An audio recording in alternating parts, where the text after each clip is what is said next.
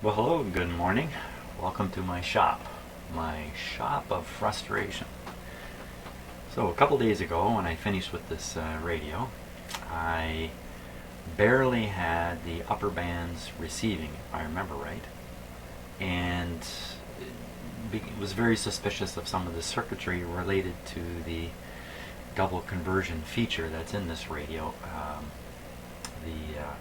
On the higher bands, it converts the received signal twice to get down to 455. The first conversion is 3955, 3955 kilohertz, and that circuit just doesn't seem to be working. Now this is the part that just drives me nuts. I've been using this radio non-stop for years and years and years, including right up until I brought it to my new house here. Got it to my house here. Oh, it wasn't working. Oh, I checked it out. After bungling around a little bit, I found some heaters on some tubes were de-energized. Found a wire that had essentially come loose. Put that back. Heaters turn on. Front end of the radio turns on. Lower bands working. Upper bands still not working. Why it worked previously and now it doesn't, I don't know. Nothing has changed. But I had been monkeying around in the back here numerous times over the last 35 years.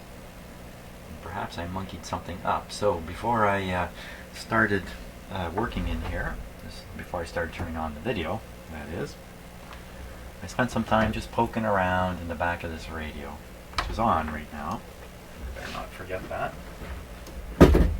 Looking for anything at all that might catch my fancy. And I have found something, which I'm going to show you. So I rearrange a few things here. Get the lighting right for cameras. It's not so right for me, but it's good for cameras. Let's jump to the circuit diagram first. There we go. Off to the circuit diagram. Okay, so if we look at this, now this is, of course, the schematic I have, the page is cut right here, and this is absolutely critical, but what's missing here, we can glance at it in a moment, is there's a crystal sitting right here between these two lines. It's across R36. We'll take a quick look at that, provided I can find it here. There it is. Okay, it's over on this side. There you see Y7 right there, R36. See that? Very simple. Grounded at one end. Okay, now we'll go back to the other half of the diagram. So here we are again, R36, grounded one end. It's a very simple tube, triode, just a heater, cathode grid, and plate. Plate voltage is okay. That means there's continuity through here somehow. So that's good. Now, what I become really interested in is this capacitor right here. C104. C104. It's showing on the far end of this coil, going to ground. Okay, so I'm going to turn the first. Let's see, I flip the camera here before I forget to do that. I'm going to turn the set off here, just to make it a little safer for me. Now, so what did we see there? We saw this capacitor 104 going to ground from the top end of the coil, bottom end of the coil, I guess I should say. So let's have a peek at that and see what we can see. So this is the coil right here. And you can see one lead. Get a little more light here. One lead going down to the tube.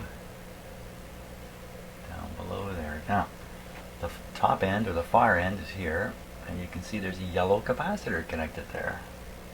And the yellow capacitor is supposed to go to ground. But I've got it connected to this pin here. And this pin not ground. Remember, I thought it was? So there's another error in my wiring, all because I mistook the ground. Let's just move this capacitor. You'll see that. There, you can see the wire very clearly.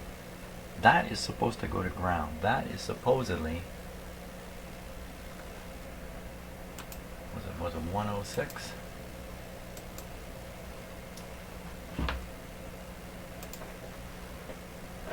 $104. Okay, so let's look in the wiring pictorial presentations here and see if we can't find 104. Okay, so here's the two tubes we're looking at. Looking for 104. I think it might be up on this panel here. No. Where is it? C104. Maybe you've seen it already and I still haven't spotted it. C104. Okay, we'll take a look at this other edge of the page here. So we'll try, here it is here. There's C104. Yeah, there's the coil. There's the connector at one end coming down. Okay, so it's the third wire up from the bottom of this group. 1, 2, 3. Third wire. Third wire. Third wire. Don't lose count. Okay, 1, 2, 3. That would be this wire. Oh, it's coming straight to pin 7. And only 106 goes to this ground. Okay, so it is connected the way it's shown here. Pin 7. But pin 7 is not grounded. Let's just review all that. See here, this pin 2, how it's tied to the little center post in the vacuum tube. I usually think that that's a ground point. So I would be suspicious this wire just brings a ground over for some reason when there's a ground sitting right here. Why would they do that? So I'm going to put the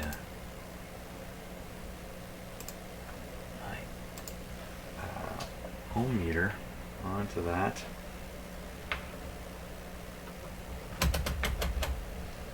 Okay, so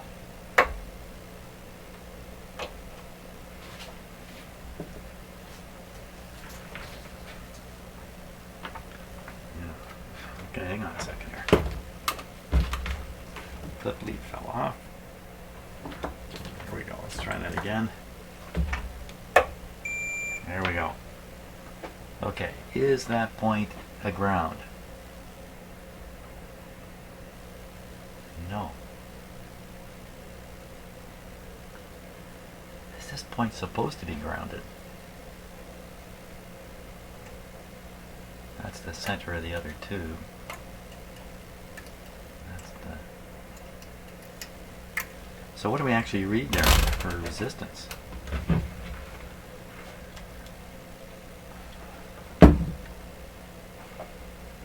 Okay, so if I go on pin 2 here, get on.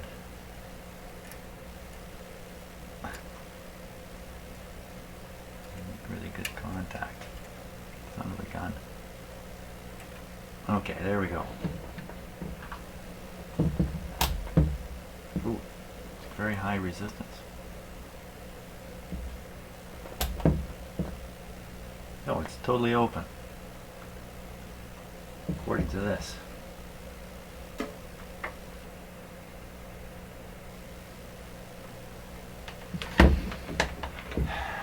Okay, let's go back and look at the circuit diagram. That's pin 2 and pin 7, I believe, are the two. Back up to the circuit diagram here.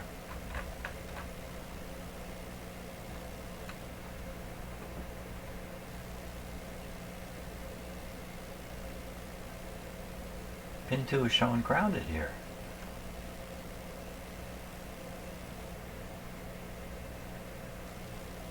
Pin Pin 2 on this is showing grounded, and there's no, huh. What? And down here,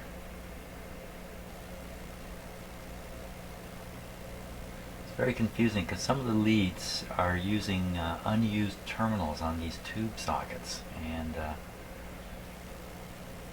it can certainly be a little bit confusing.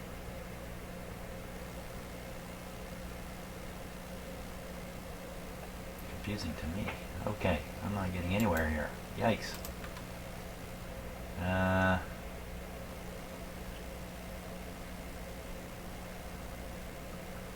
104, right to ground.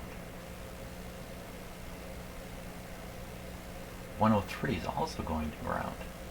Okay, so where's 103 and where's the ground it's going to? 102 is also going to ground. So all these capacitors in this area. 103, 104, and the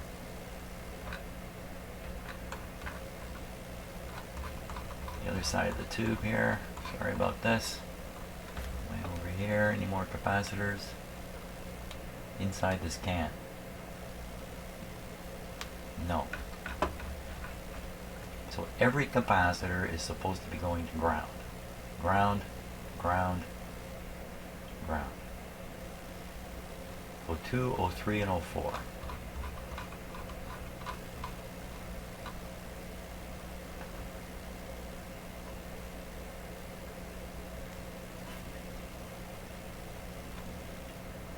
I'm looking for them here. 02, 03, and 04.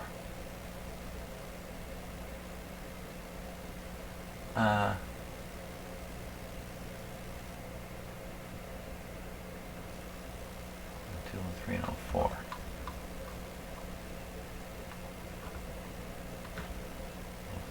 3, 4. Where's 2? Okay, so 3. You can't tell from looking at this diagram easily. This terminal here is this terminal here on the back. You see, we're right to ground. These two lower wires are coming from ground. Hey, I remember looking at this already. These two lower wires are coming from ground. Look. The pin 7. Pin 7 should be grounded. Okay, okay, so, okay. Okay, so pin 7 on this wire here. The lowest wire. The lowest wire. Wouldn't you know it, it'd be the lowest wire. Right to ground. Son of a gun. Now, currently, I'm reading 300 volts on that terminal. Yeah, so I'm not, anxious to put a chassis ground onto it. How does it get 300 volts on it? How does it get 300 volts on it?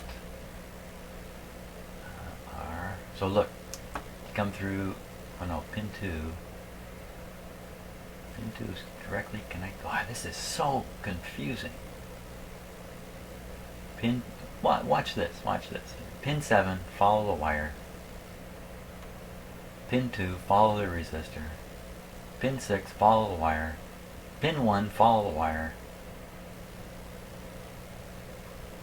Oh my gosh, isn't that confusing? The way they've drawn it here. Hey, no wonder. No wonder I'm totally lost. Oh, there's 105. Okay, that's definitely grounded. I remember that in the radio. Well, I think we got to put a ground on to pin number 7. It's getting voltage back through this resistor, and since it's super high impedance. Okay, so if we take the ground off 7, what happens? Let's take a look on the circuit diagram. That'd be a good idea. So we take the ground off of pin number 7. That's this. Well, if you unground, oh, yeah, okay, if you unground this, then this tube is completely shut down. I mean, it needs to be grounded. It's the cathode, for crying out loud. Okay, Pin 7. Gotta go to ground. Pin 7. I'm reassured here. Pin 7, maybe I'll plug my radio into the light bulb before I turn it back on after I do this.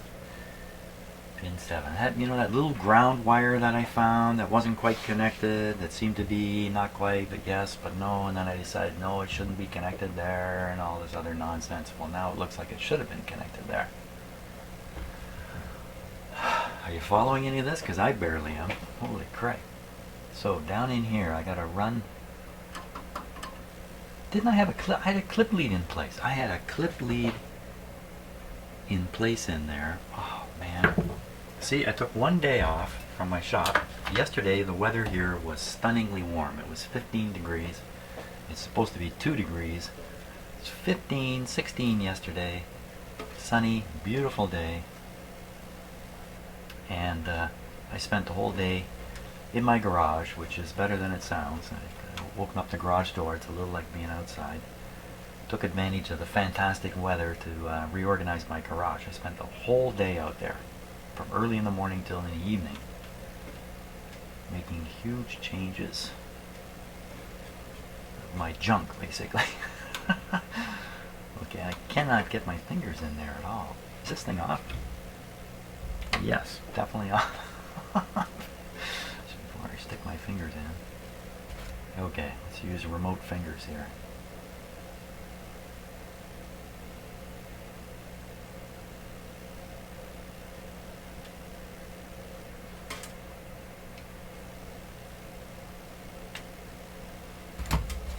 Right, I can hardly squeeze these with my real fingers, let alone the tool. That's dumb. Okay, so it's just a ground point. Can't any old ground point do the trick? I got a big long hanging out clip lead anyway, so what would it possibly matter that I get to the chassis ground nearby? I'm going here. We're going there. Now another thing I did before I turned on the camera is I tested this radio. I fed a regular signal into it, 11.7 megacycles or something like that. Nothing came out at all, yet I remember something working before. I'll bet you it's this clip lead deal. And my bad memory. Okay. I think we're ready for a test.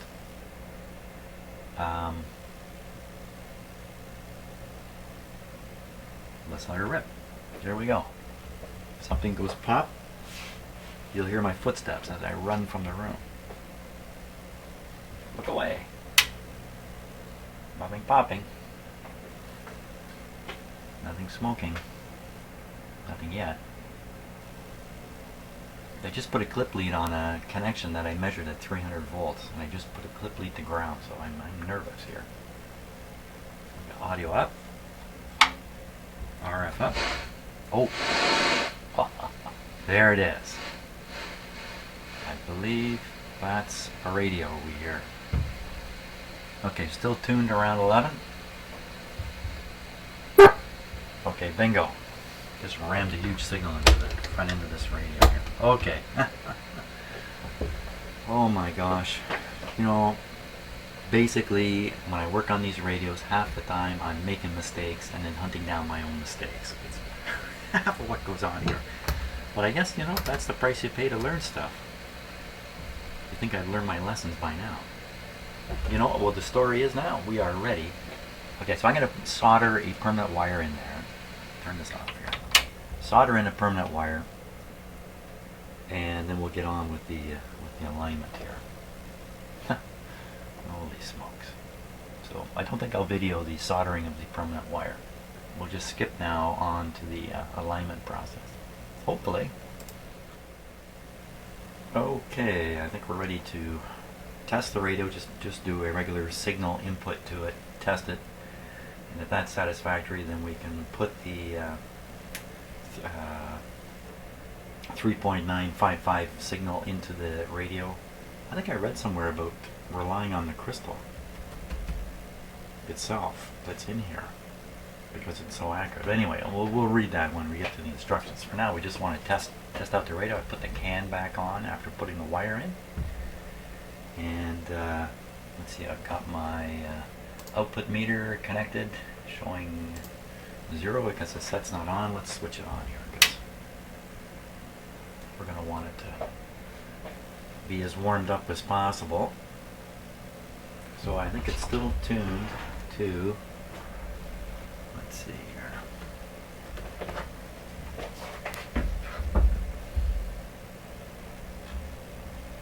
It's tuned to, let's put it right on 11.5. 11.5. Yeah, that's 11.5. Let's turn it up. There we are. Now, Mr. Signal Generator. And these numbers are no longer correct. It's another little problem of mine. Okay, so there we are, 10.5. Let's get a bit of output. Somewhere in here. 11, here we come.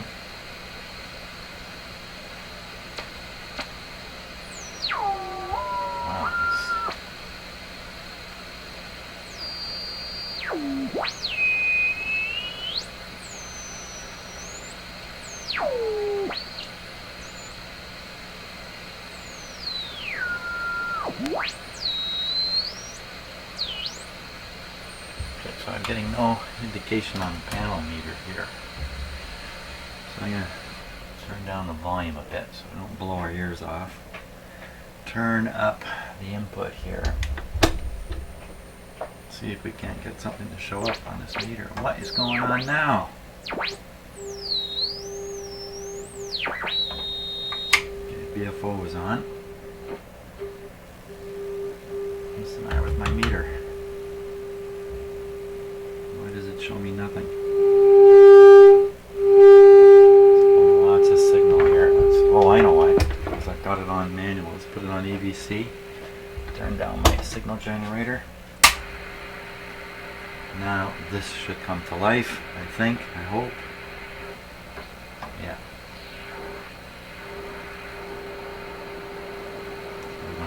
Give a little more umphy here.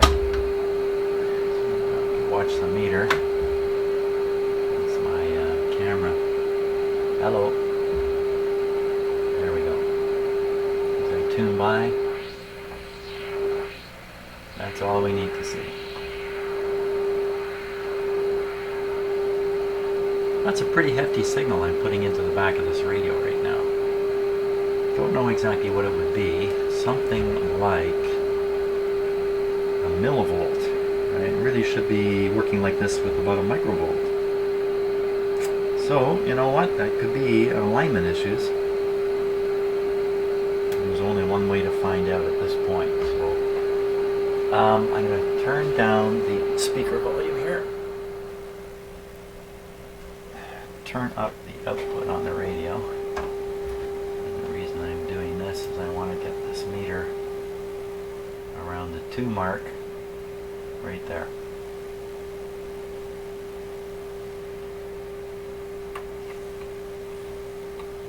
And we're supposed to do this on manual. Let's flip it to manual.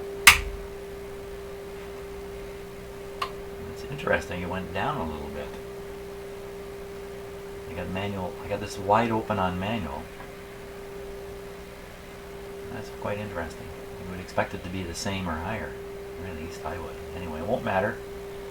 Give a little more volume here. So there we are. We are ready now. Yeah, we don't want the AVC on when you're doing an alignment. So I think we're all set here. I think we're all set.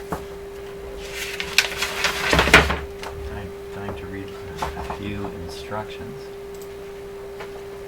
Let's see what we get here.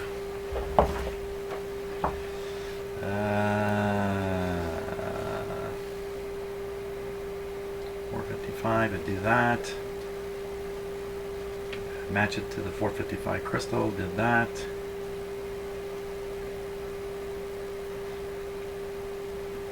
Did all that. Okay, high frequency IF should be aligned. Next, set the band switch to 7.4, 14.8. That's where it's set. That engages the dual conversion function. The selectivity switch should be on the 3 kilocycle position. There it is. Adjust signal generator to 3.955 and adjust those, so I have to change my signal generator. And we don't want to feed it into the radio's antenna anymore. We're going to want to feed it into the tube grid on the mixer. So I've got to hook that up. Let's see.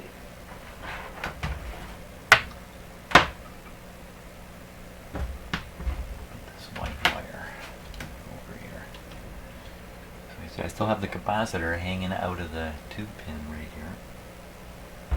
Take my generator output, hook it up, generator ground, onto something grounded. Now we got to dial it down to 3.5, 3955, 39, so 3726 here. You can kind of see that. There we go. 3726, so 39.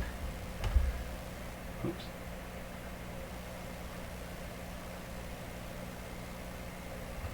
Five. Turn up the volume here. Nothing is being heard. Here we go again. There we go again. Okay, maybe it might take a lot of oomph to get this in here. Let's oomph it up.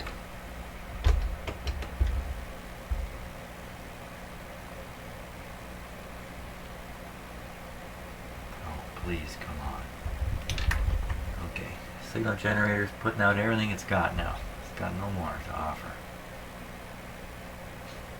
Come on.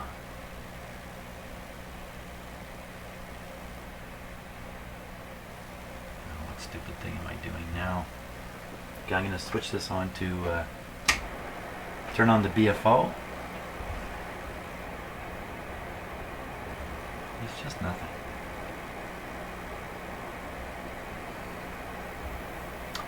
Man alive, this is like a race over hurdles, and somebody keeps setting up more hurdles at the end of the race. What dumb thing could be happening here? Radio's receiving. I changed it to 3K selectivity. Maybe this didn't engage quite right. So just in case, let me turn down the signal generator a little bit. Sounds just fine.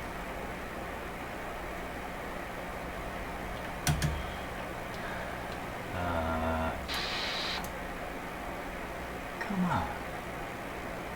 Maybe that capacitor is no longer engaging the tube pin. It was slipping in and out before. Is that really the right? Is that the right tube too? I'm pretty sure you don't change tubes on this, because there is another mixer tube, of course, to mix the. Yeah, maybe I'm on the wrong mixer tube. And I don't think it says anything in here. Okay, let me hunt around here. I'm gonna hunt around. Gotta read. Gotta poke. Read and poke. I need to be poked.